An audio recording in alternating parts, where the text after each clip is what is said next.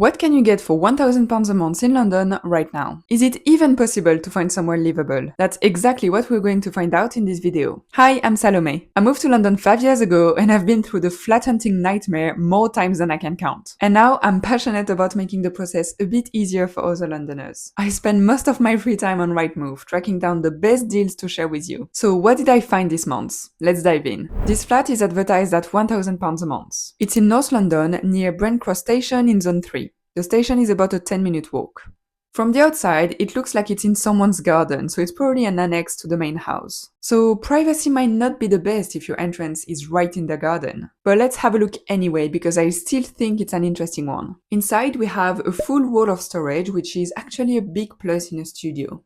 The kitchen is decent, there is storage along one wall, a proper stove but no oven, and a washing machine. And the overall layout of the flat is fine. There is space for both a living area with a sofa and a bedroom area with a double bed. So we'll take what we can get. The bathroom is an okay size and it has a window, which is rare and always a plus. It's good for ventilation and for keeping the place from going moldy. Among the options for this month, I'd say this one is decent. It's not perfect, but it gives you proper storage, a functional layout, and a bit more comfort than many other options in this price range. To give you some perspective, I found another studio literally across the street advertised at £200 more. And this is what you get. A small room that feels very cramped and not practical. The wardrobe is blocking the window, and I'm not even sure if you can open it properly because of the table that is in front of it. Then there is the kitchen that is very basic, with the cheapest sink and stove unit that exists. There is a bit of storage, but no oven and no washing machine. So if I compare it with the first studio I showed you, which is in the same area and £200 cheaper,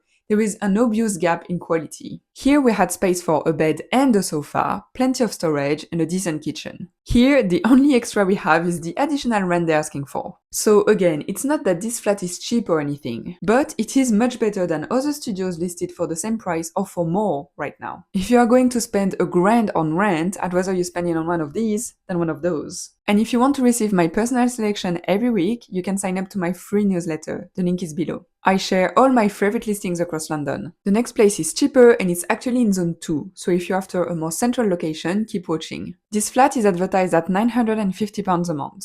It's in North London, near Manor House station in Zone 2, which is a 5-minute walk. The studio isn't bad in terms of size, but the furnishing is very random in my opinion. We have a double bed, a wardrobe, a bench, and a bookcase which is on top of a coffee table. It feels like a collection of whatever was laying around in the landlord's garage.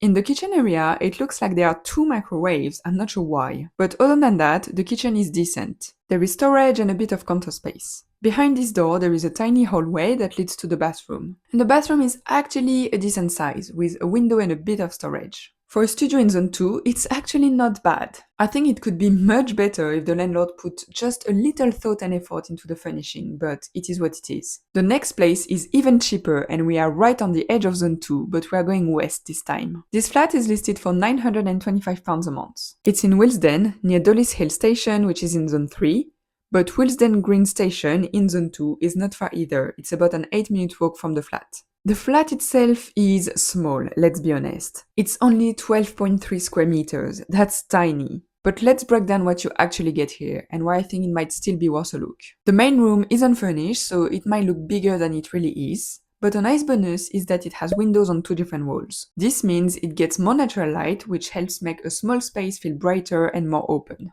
The kitchen is decent for a flat this size. There is an oven, a washing machine, and a small fridge freezer. Storage is limited, we just have 1 cupboard above the sink, but we have a little bit of counter space. It's actually not too bad for such a small place. The flat is unfurnished, but I think it needs a sofa bed.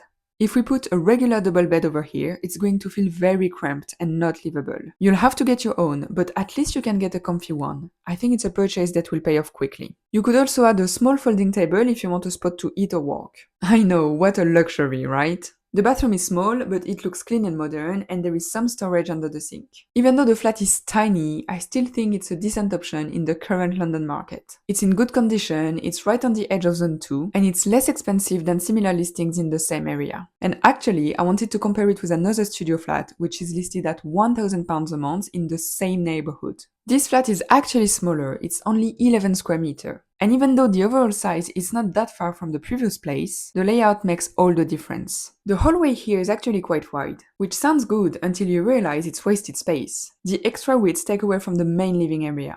The bedroom space ends up so small that fitting a double bed is near impossible in my opinion. If you did manage to fit one, you'd be able to cook without getting out of the bed. And you can't get a sofa bed either because you wouldn't be able to open it at night. So here, a single bed is your only real option. Yes, it's brand new, everything has been redone, so on the surface it looks nice. But when you look closely, the layout just doesn't work. The kitchen is tiny. There is a stove and a sink, but no storage at all, not even cupboards above the sink. You'll also need to fit a fridge somewhere, but there is no obvious spot for it. Without furniture on the photos, it's easy to underestimate how cramped it will feel once you move in. If we compare side by side with the flat I just showed you, that one has a slightly larger main room because the kitchen is built into the hallway space. It fits a washing machine and a fridge, plus there is some storage above the sink. So even though it's also small, it's more functional and better laid out. I'm showing you this to help you make decisions when you are out in London viewing places. Everything is so expensive, yes, but some places are better value than others. With this flat, even though it's small, I think you can still make it work if you stay organized and choose your furniture wisely. This flat, however, for me, it's not acceptable.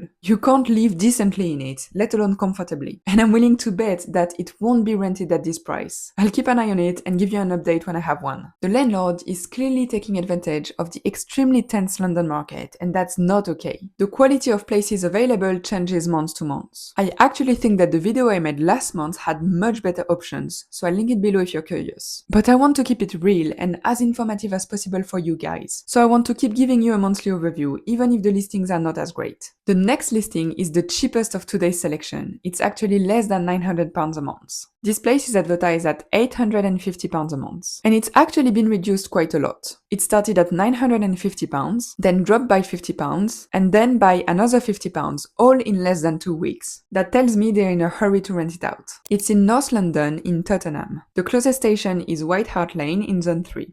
Inside, it's basically a bedroom where you can't fit much more than a bed. There is a tiny wardrobe and a chest of drawers. But the kitchen is actually quite big for a studio. There is a proper stove and oven, a window and a washing machine. There is also a little table and chair, plus some storage above and under the sink. Not loads of space, but more than some places we've seen. The bathroom isn't the most modern, but it's an okay size and has a bit of storage. One big plus here is that gas, electric, water and Wi-Fi are included in the rent. You only have to pay council tax separately, which should be around £100 a month. That keeps the total cost for this place of rent plus bills at under £1,000 a month. And that is extremely rare anywhere near central London. The next flat does have a more modern look. It's advertised at £975 a month and we are in North London. It's not far from Finsbury Park, and the closest station is Haringey Zone 3, which is about a 6-minute walk. The flat has a bit of an unusual shape. We have a bed, a little sofa with a coffee table, and a dining table. The kitchen has a good amount of storage. There is an oven, stove and sink. I can't see where the fridge is, but there is space for it at the back if it's not hidden behind one of the doors. The bathroom is a good size, there is a big mirror and a little shelf for your things, so not too bad. It's also quite bright, which always makes a difference in a small place. As you can see, it is incredibly challenging to find a decent place with a budget of £1,000 a month. But over time, I did notice that things tend to improve a lot if you can stretch your budget by a couple of £100. If you want to see what that extra money could get you, click here to watch my selection of flats under £1,250 a month.